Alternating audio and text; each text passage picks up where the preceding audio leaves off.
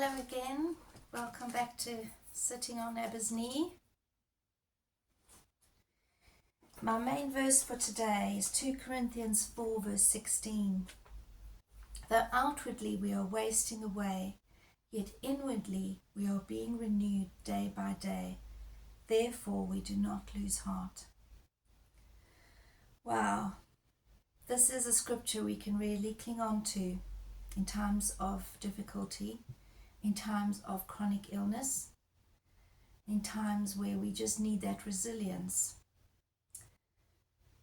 I have mentioned briefly about some of the illnesses I've experienced, and some of them led me to be off work for sometimes 3 months, where I had to be in a dark room. I couldn't watch TV or read because of encephalitis, and I just spoke into a dictaphone and prayed into it. It was a very debilitating time, and I did know or hoped that I would recover. And I've also experienced this where I was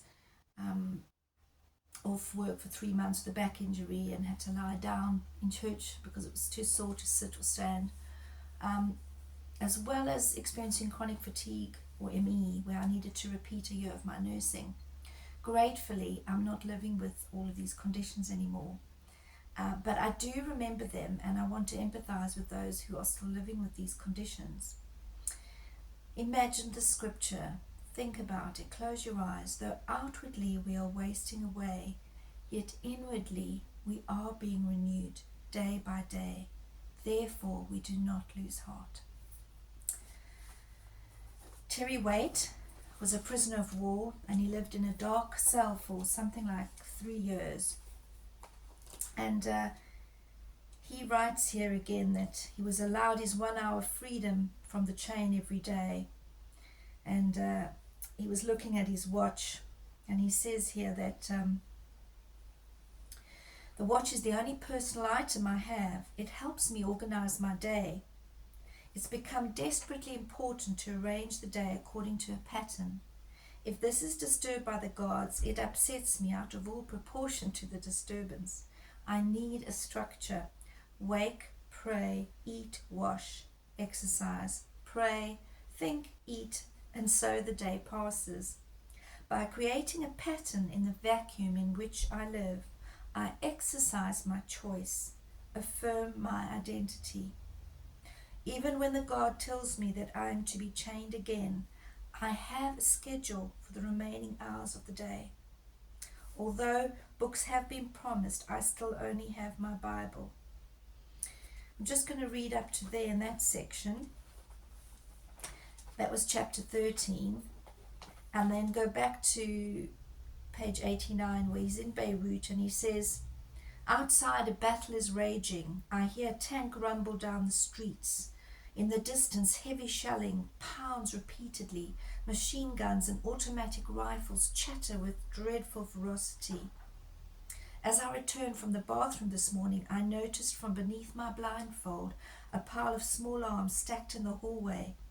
Lebanon, an exploding arsenal. The battle gains momentum throughout the day. I am now accustomed to the noise, and I no longer worry about shells hitting the building in which I am kept. To pass the time, I do some mental arithmetic, calculations involving the speed of light.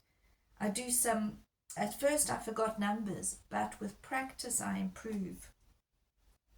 I try to remember what I can about Einstein's theory of relativity, his illustrations of the train. The shelling fades away as I think about the mystery of space and time. And so he carries on. So he survived 1,763 days in captivity. Almost 4 years of them were in solitary confinement. And in this book he reveals inner strengths which helped him. Recollections of old times, also his relationship with God. A book I can recommend, Terry Waite, Taken on Trust. So today, if you are struggling with a chronic fatigue or a chronic illness, or perhaps you are just wondering, how am I going to get through this? Remember, little by little, like in the Shawshank Redemption, he chipped away crossing off those days that you're there little by little. And obviously, if you know there's a reward on the other side, like Viktor Frankl wanted to finish that manuscript, that can give you hope to finish. And remembering that though outwardly you might be wasting away if it's a degenerative condition, but inwardly we are renewed day by day. 2 Corinthians 4 verse 16. Therefore we do not lose hope.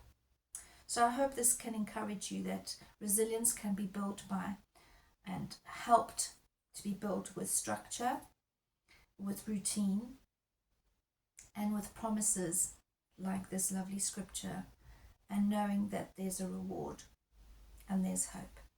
Thank you. Goodbye.